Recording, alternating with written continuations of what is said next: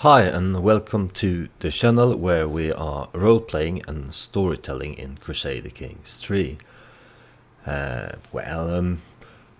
started this YouTubing as a way to entertain myself primarily on my summer holidays, and this week I'm going back to work, so I was thinking about whether I should continue or not, and I kind of enjoy it, and it actually looks like there are a couple of people watching, so thank you for that, and I hope you have enjoyed this Let's Play and my storytelling and role-playing this far. I'm never gonna be a great YouTuber, and that's not why I'm here, but that being said, it would encourage me to continue if I could get a couple of likes or maybe even some subscribers. So if you are watching and if you're enjoying it and if you want to see more, let me know, and that will be a great encouragement for me to continue on even when I go back to my real life workplace this week. So that being said, let's take a look at the situation. Like I said, we are role-playing and storytelling, which means that I'm not playing the game to be great at it and do super good and super fast. I'm role-playing after my character's traits and the personality I have developed for him during the storytelling parts of this Let's Play. And today our plan is to go to war and conquer the kingdom of Frisia, hopefully. But before that, there are a couple of things that the king would like to have a look at. The first one is in our dungeon, or rather house arrest quarters. A couple of episodes back I had an interaction with young, or not so young anymore, Mare Björnsdotter of Munse here. She was a bit younger then, time passes in this game, and when last we looked at her, I noticed that she looks kind of happy. You know, she's been in house arrest for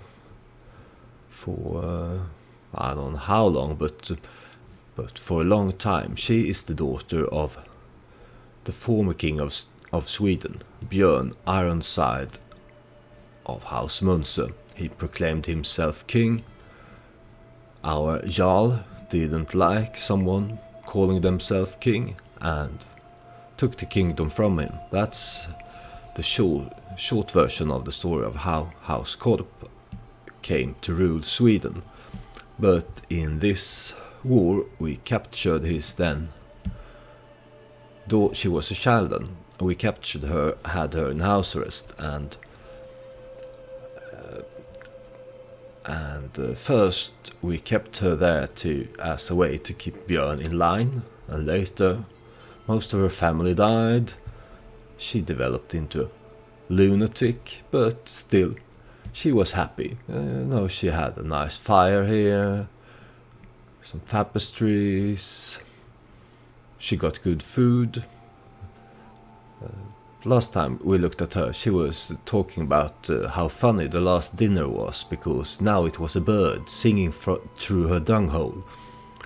So she's a happy lunatic. She's an astute intellectual as well. That's a fun combination. She's also brave, patient, and forgiving. She's a good person, really. She's a loon, but a happy and kind loon. So, and the king, he feels kind of sorry for her. Not that she really loves the world as she sees it, her quarters. So not that she had a hard life, but still, she really should be she's ready for more. She's 32 years old. It's time for you to go out and meet the larger world, Mare Björnsdotter. We're not just going to release you. We are going to make sure that you stay with us in court, because we could just release her and she would probably go back to one of her siblings. One of them is now chief of Östergötland, I think.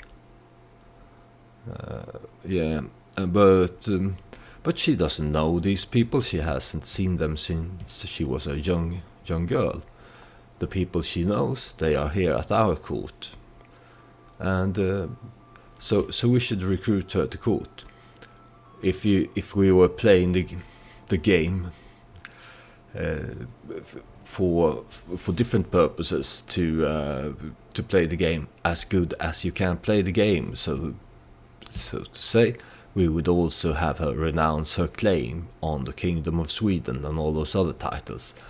But in this case, I think the king thinks that he doesn't even consider this. Of course he knows that there are some people who thought her father saw him as the rightful king.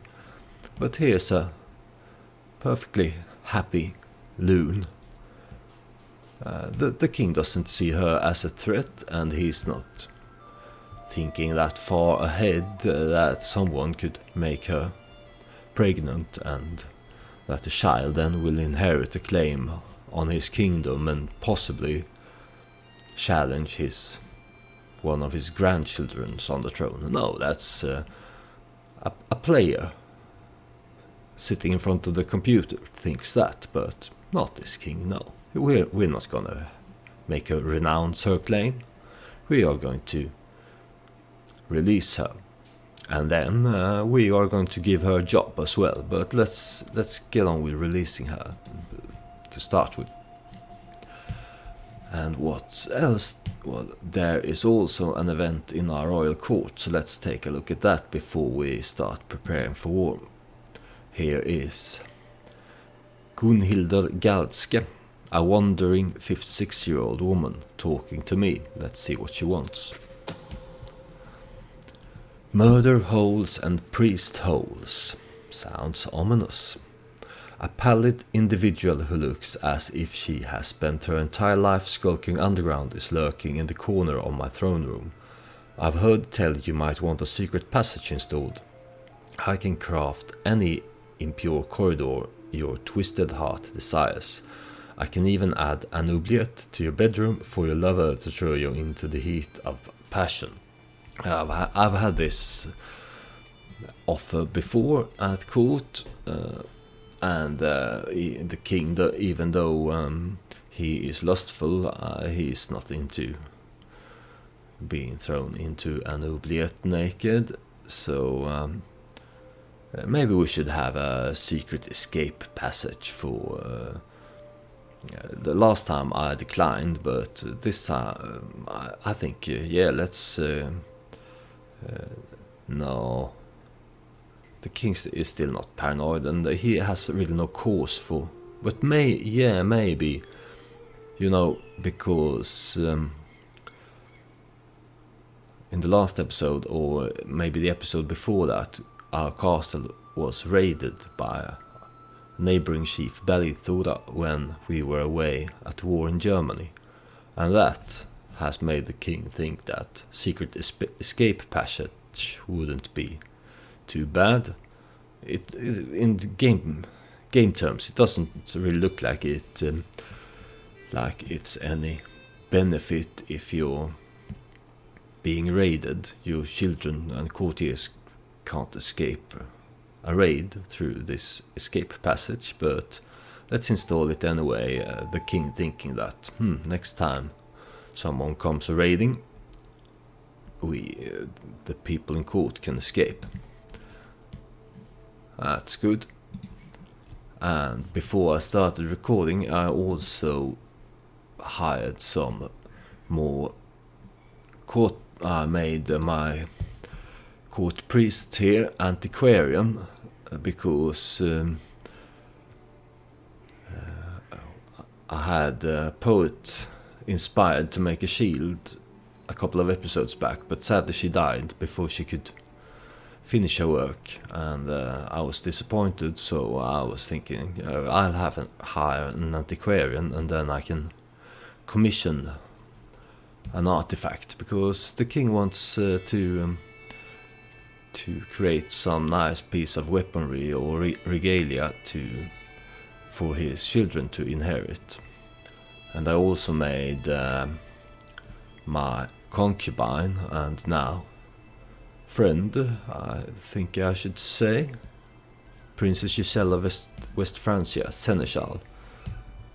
We have been through a lot with Giselle, we have a lot of sons with her, and maybe one day her sons are looking to claim West Francia, because they will have claim for it from Giselle. But that's for the future, but for now let's reward Giselle here, who has been a great source of entertainment for me, hopefully for the people watching, and definitely for the king. So she is deserving of the position as seneschal. Being that, and what's up here, we have some decisions that we could make, but I will hold off on them until the war is settled down here, I think. So now let's commission an artifact. It will cost us quite a lot of gold, so I hope that we will get something nice. What do we want? A crown. Yeah, we as the Let's Play progresses, we'll try to. But I haven't really done too much with artifacts, so I will try to get more. But he's the first king of Sweden, or the first king of our house on the throne of Sweden. Technically, the second king of Sweden in this history line, but he's thinking that now that when we have a kingdom, we should have a crown.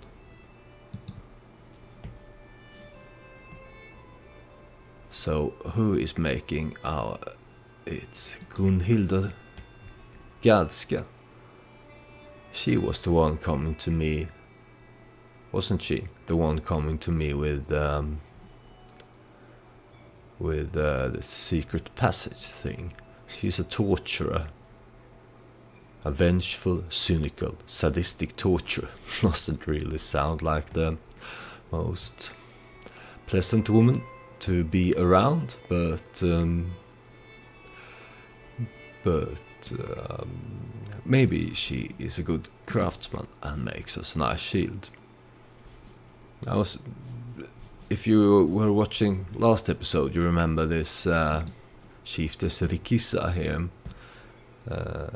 I was having a look at who she was, because first she seduced me, the king, and then now it looks like she's trying to seduce one of my sons. She has all those sisters here, and up in Jämtland, so I will definitely keep an eye on Chiefess Rikissa the Impaler and the House of Jämtland, the Jämtland sisters. They could make for more fun storytelling parts in the future, I hope, and they are quite strong. Let's keep an eye on Jämtland.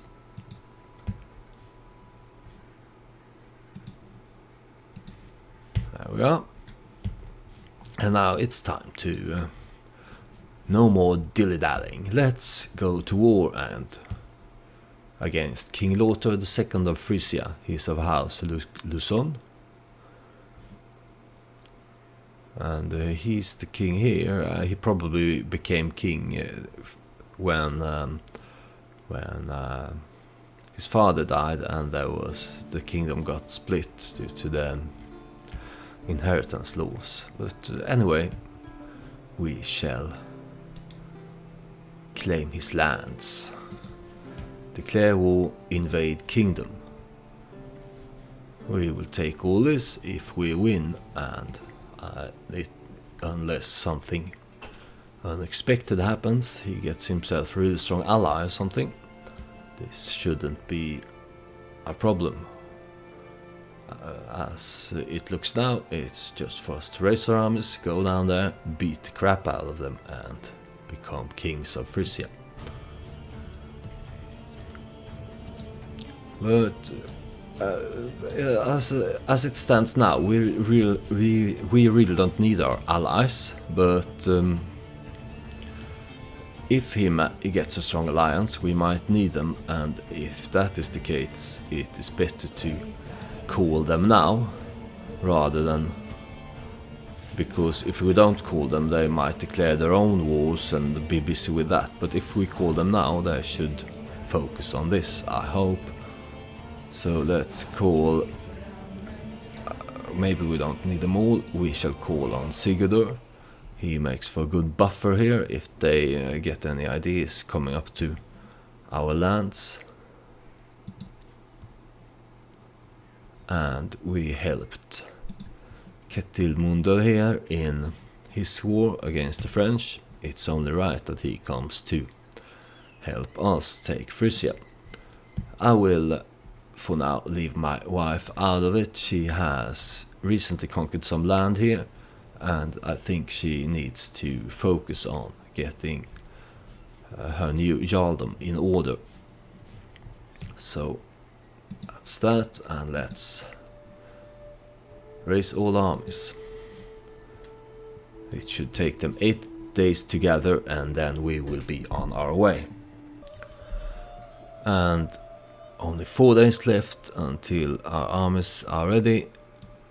Here is Mayor Björnsdottir of Munse. She has accepted the offer to come out and join us, and we will have to find a use for Mayor. So let's go to our court positions and see about, because look how happy she looks. She's a cute, happy girl, a happy lunatic. I really like her. Let's and do you know what she likes? The best thing that she has had in her life is when they come bring food and new clothes for her, and she makes people laugh. And she's good at making people laugh. I think she's a fearless maniac. And when she sees us coming and giving her food, and she says something or does something, and we laugh heartily at her, it makes her happy. So what better position for Mayor than being court jester? Where are you? Mayor, there? She will be terrible at the job, but why?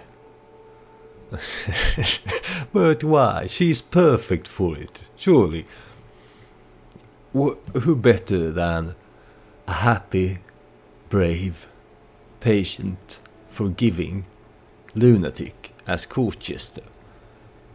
It's the only thing here the only thing the game takes into consideration is diplomacy skill, and she's terrible at it. But Mayor Björnsdottir, she should be our court jester.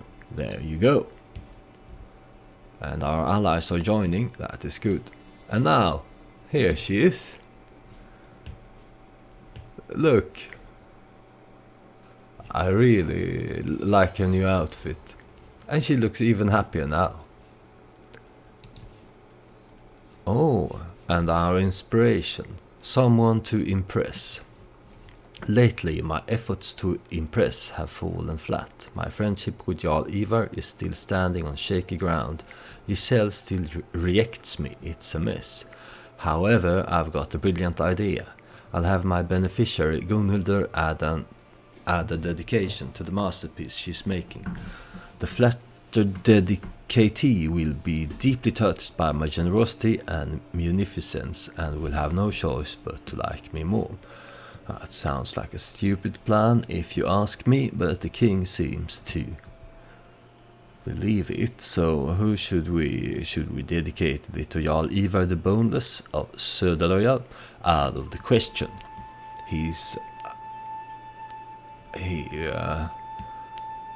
We allied him by marrying one of our daughters, Bothildur, to him, and it was against Bothildur's will, and Bothildur died, and the king felt really bad for it. He was, I think it was the saddest moment in the king's life, and he really regrets doing it. So Jarl Ivar the Boneless is out of the question for this, so it leaves Giselle. I don't really know why it says that Giselle still rejects me. She has a really high opinion of us, and we haven't had any. The game hasn't given us any interactions or indications to tell us that she is unhappy with the king in any way, but here it says so. And the king, if he likes Giselle, and she definitely deserves a dedication here to Giselle. And is our army ready? Yes, it is. We are split up in two. So let's go down here and see what we can do. That was a rhyme. It was an involuntary rhyme, but a rhyme nonetheless. Let's take a look at what this king holds for himself. He holds the kingdom, and he holds the capital. Not much, so let's just march down there and see what we can do. Here we go. Here comes Sigurdur. Here is one of the Jämtland sister, Shifters Rikisa the Impaler, trying to seduce me again. Well, we have already done it in the privy with Rikisa.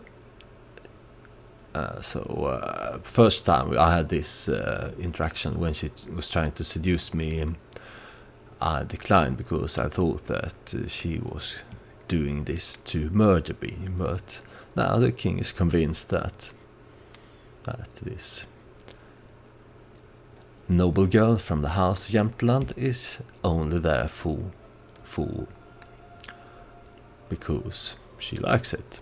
So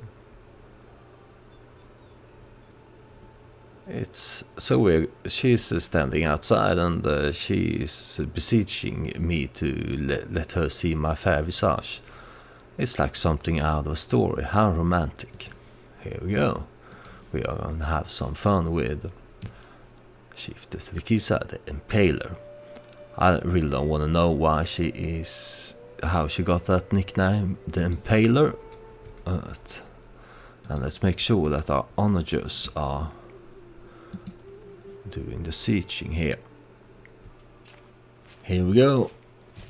Some levies and some onagers under the command of our siege commander, Herjolf Viti, is at the walls of Harlem, our enemy's capital holding, I think, or essential proposal. Wherever I go, Shifters Rikisa of Sheltie is sure to follow. So she's trying to make me her lover. Last time I chose a distraction for tonight, but nothing more. But now the king is intrigued. He's intrigued, and he's really attracted to this crazy Jämtland girl. When you're in love with a Jämtland girl. That's a Tom Waits song originally. about the Jersey girl, but why not use it for Jämtland girl?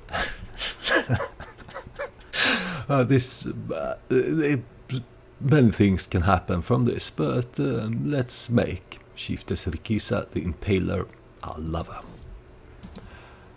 Unto the breach. As the shadows lengthen, I see Chieftain Sedikisa approach me in the darkness beneath the castle wall, smiling doubtfully as she whispers, "You know why I have come." I go towards her, hesitantly at first, then eagerly. My pulse quickens as she pulls me closer. In the shade of the wall we make love, the guards patrolling above, oblivious to our passion. Indeed. So, here you are, Adikisa. You have successfully became the lover of the King of Sweden. Once more, unto the breach.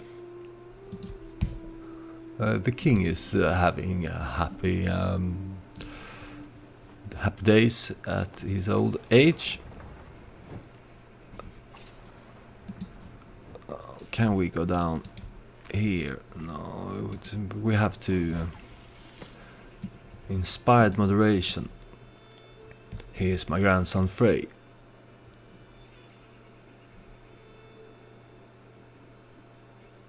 Let's make him just instead of temperate. The king prefers that trait. And I was gonna see about having them learning some languages. Do we have anyone? Because they probably speak Dutch here. Do we have anyone who knows Dutch in our prison? Here we have a Dutch Catholic who is melancholic and also a physician. Could be useful. Can we recruit you? I will demand conversion and recruit him. That way the king really doesn't care what faith he professes himself to, but that being said, it would be best for the court and the people who believe in the Norse gods if he was believing the same. So let's release this Dutchman. There we go. Can we marry him to someone? Why not? Should we marry this Dutchman to Mare? Do we think that she would like him? He's lazy, greedy, and craven. Not really nice. Not really a nice person. No, let's see if maybe Mare could get herself a lover or something. If she comes to me asking to be married, I will see what I can do for her. But for now, let's not force something upon her. And now again, let's see if we can have. Can you study Dutch now?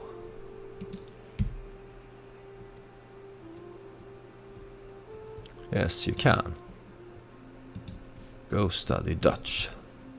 Because the king is thinking that maybe he should give the new lands to the children of his favorite daughter Auda, and if so, it would be good if they knew Dutch.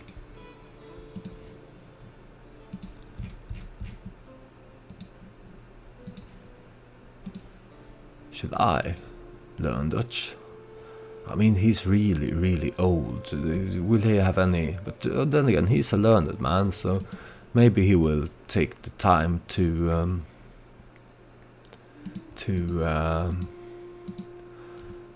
sit down with his grandchildren and learn Dutch. Let's do it. And I can get another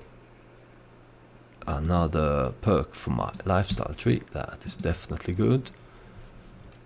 To have some more knights. Looks like there are some forces about. We are almost done with the siege here, so let's do that and then see about going to his capital here. we really should have. He is not the best commander, far from it, but yeah, maybe we should have our son and heir commander the forces here.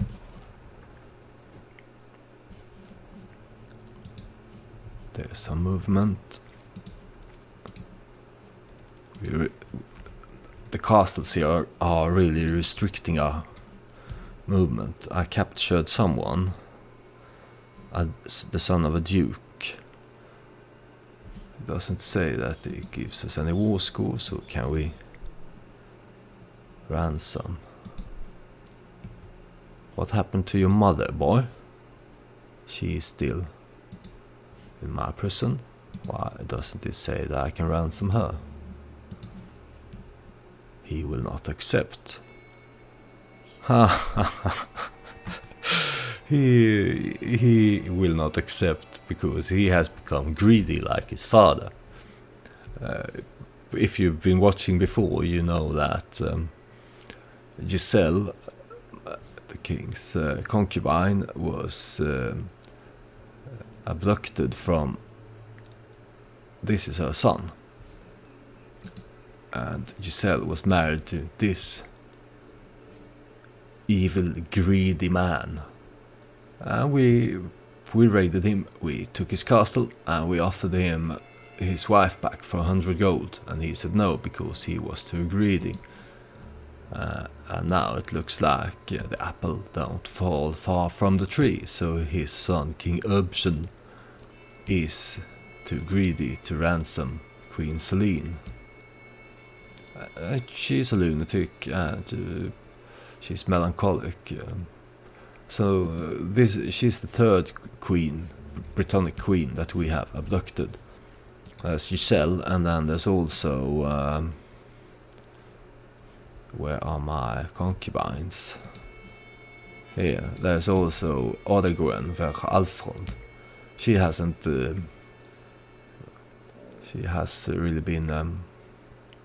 she hasn't really been noticed as much as Giselle, and we don't have any children with her, so the king, I don't think, she doesn't like the king, and I don't think the king really likes her either. He keeps her around because she's there, she is his concubine, but she's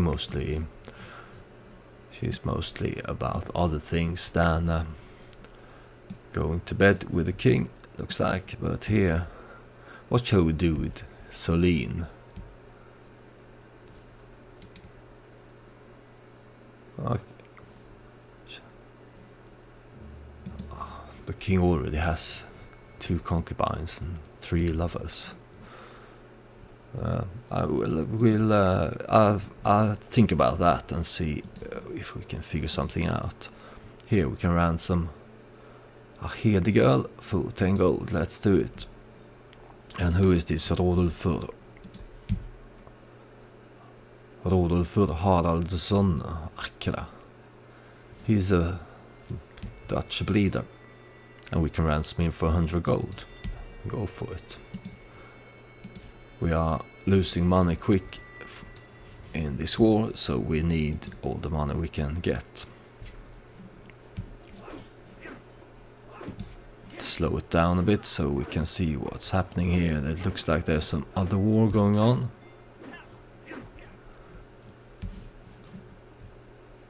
Here's someone declaring a holy war. Oh, this is interesting. It looks like our son-in-law has become king of Bohemia. Yes. I noticed this a couple of episodes back because Zygmunt, he was Zygmunt Milkshanov. He was a wanderer. He came to our court with a lot of claims.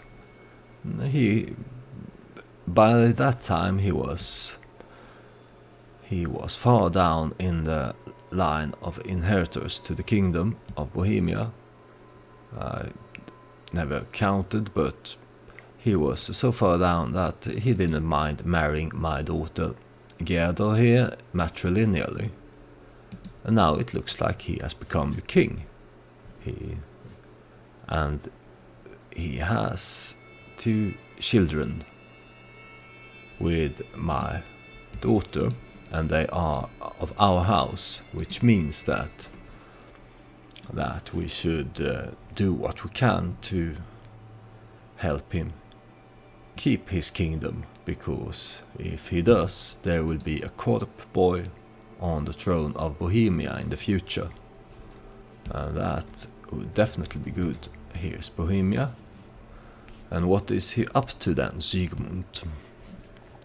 He is allied to this chieftain, who doesn't have any troops at all. And he is attacking, looks like. No, he's defending in a holy war. Because he is of a pagan Slovianske Pravda, unreformed Slavic faith. Right, and he's being attacked by King Statsko, who is a Catholic, in a holy war. And of course we will join you and do what we can to defend your lands.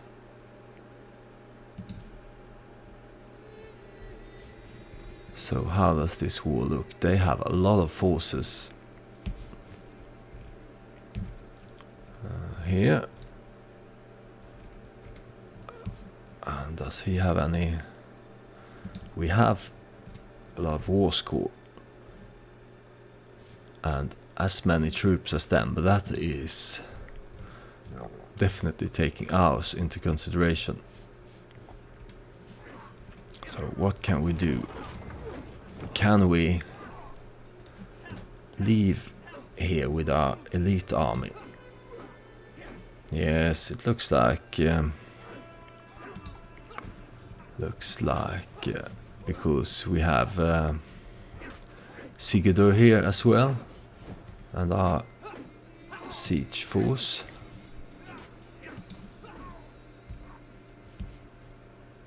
So let's have our son go to Bohemia. He will take the longships and go down the river Rhine, is it? Elbe. The Rhine is this one, right? Elbe. This should be the let's not get into geography. He will go down the river Elbe here and try to make sure that our son-in-law, King Sigmund, doesn't lose Prague. These are interesting times for the kingdom. Oh, inspiration realized. Over here, my lord, my beneficiary Gunhildr waves me over with a wide grin. I have toiled many days and nights, and finally my work is done. She presents me with an object wrapped in cloth, and as I lift the fabric my eyes grow wide.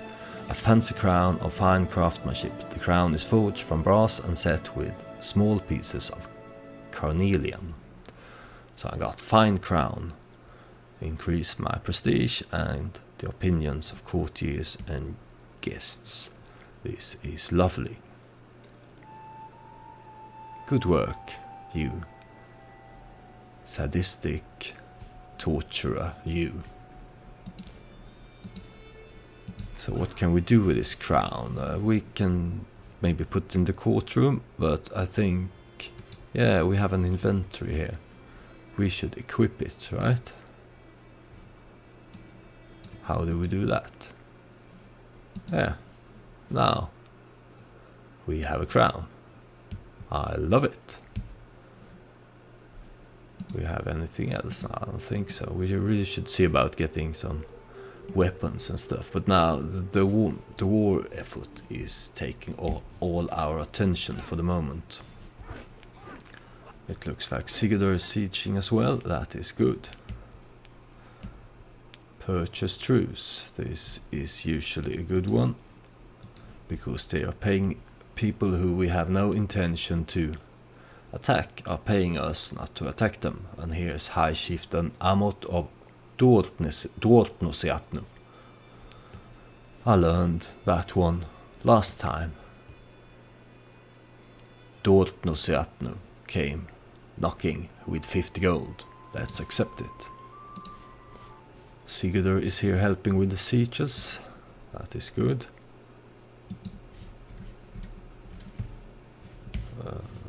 I'm really not the best at micromanaging wars.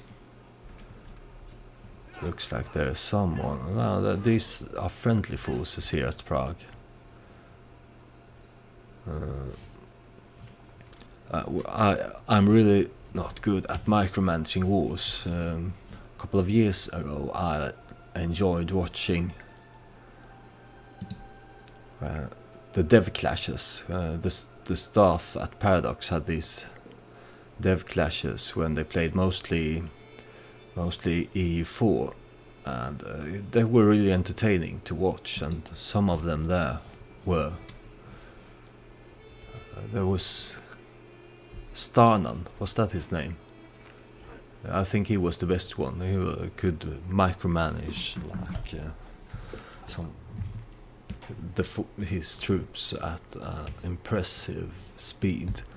I'm sure there are people out there in the esport community or whatever it is who's even better at those things, but I'm not really following that scene, so I don't know. But anyway, I'm not good at micromanaging at all. It unfortunately looks like we are losing. Maybe we should have because this looks like a tough war, so maybe we should have a more seasoned commander than our son leading. Yeah, supply duration is so good.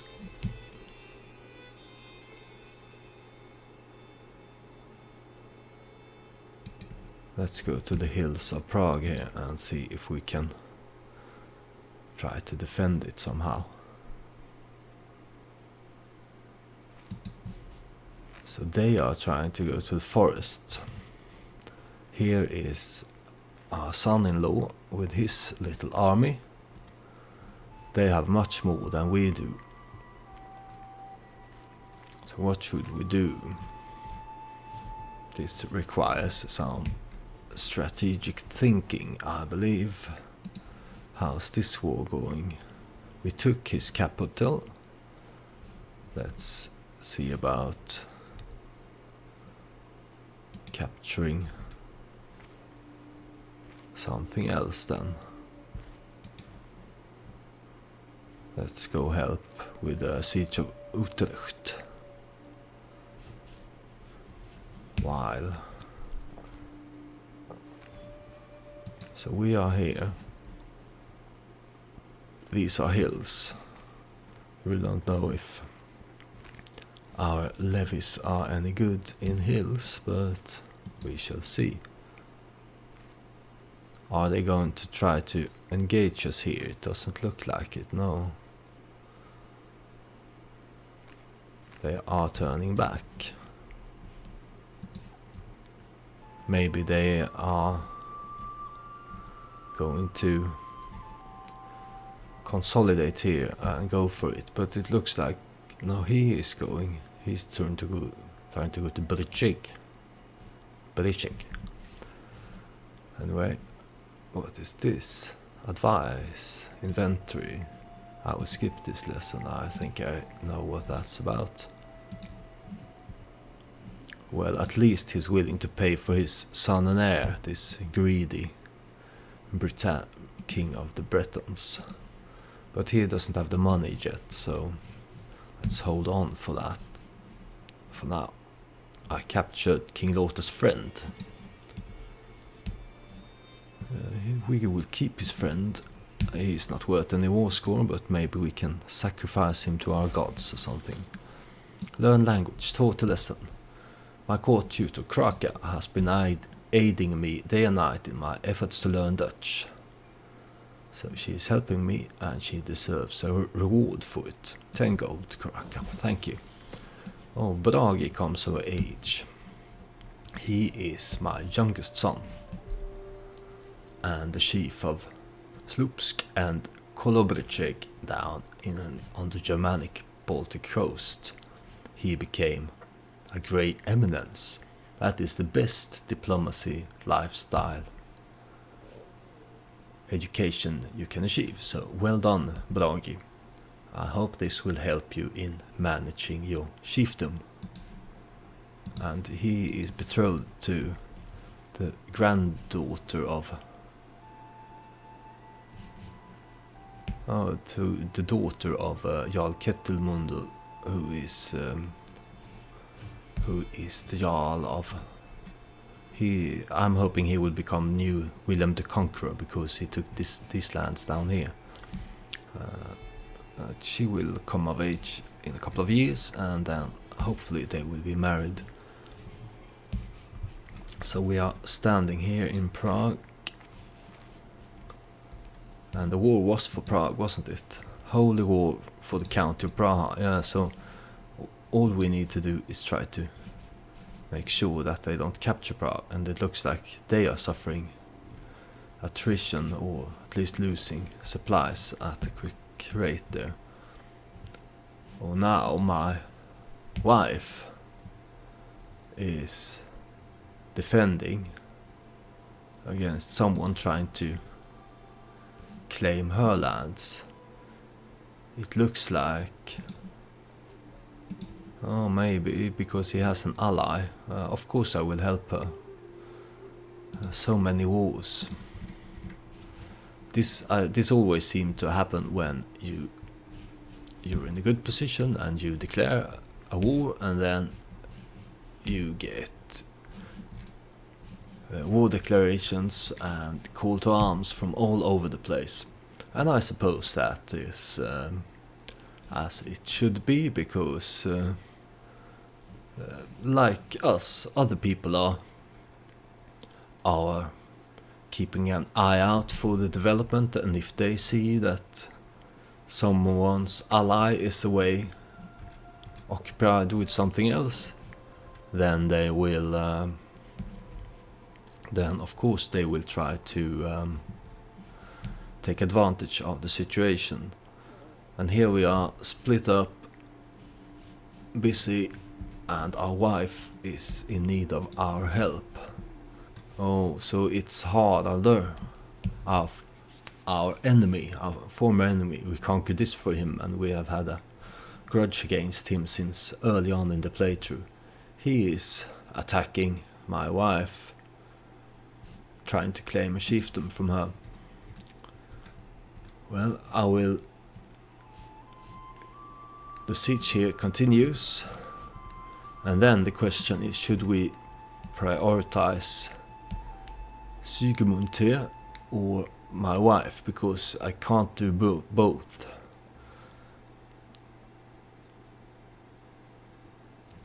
Let's stay here a bit longer. I think our wife could hold on for a couple of months. So let's stay here a bit longer and see if we can do. Because the Holy War is really only for county, but it is the capital county, and the best. There's not much of a kingdom of Bohemia if they lose Prague. On the other hand, if he dies, our son will inherit, but this infant Norse boy would definitely not be capable of holding on to this kingdom. It looks like they have split up their forces. If we go there, it says that it will be victory, but all these forces here will reinforce. Maybe we should try it and hope that he will help. How much are we outnumbered by? 2,000 or 3,000? I don't think this is a good idea. Can we hire some mercenaries? I don't think we can afford it. No, They are all too expensive. Even the ones we can afford, if we hire them, we will be in the deficit. So we took Utrecht here. Can we go to Arnhem? This war at least looks like it is going well. We only need to siege down a few more holdings, I think, and then we will have the war score we need to win. Let's go out in the farmlands here and see if it will improve our supply situation.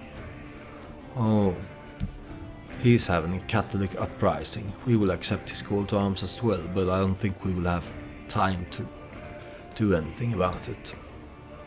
We do have a good war score here, so maybe we should try and make this war up in Norway short and swift. And then, while we're winning this, and then consolidate our forces and hopefully make it back to Bohemia in time to save the day there. I think that's the best plan. Yeah. Our forces are returning to Scandinavia to help our wife. It's definitely a good development that our son-in-law with children of our dynasty is king of Bohemia. And Sigurdur is doing a good job here. He's helping us with sieges. Let's go there and see if we can make it in time to relieve the siege of our wife's capital.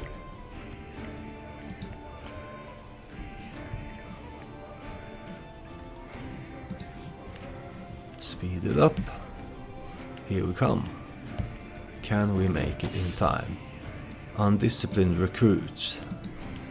So it's my son Jarl Karl of Viking. He's training some new levies, but he's having trouble.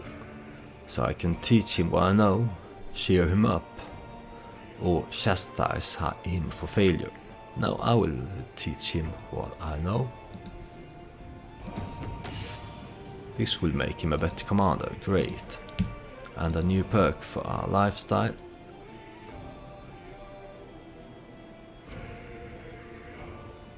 Let's go with serve the crown for increased control growth.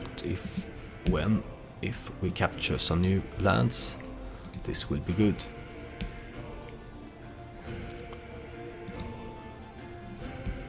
Oh, it looks like King Sigurdur of Denmark died.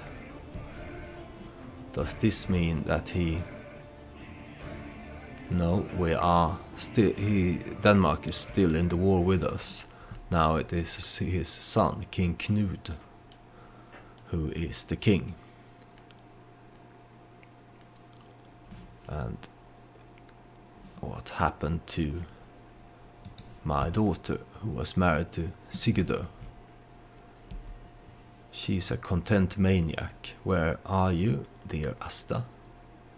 She's still in Sjælland. She has 2 daughters of House Sigurdur there.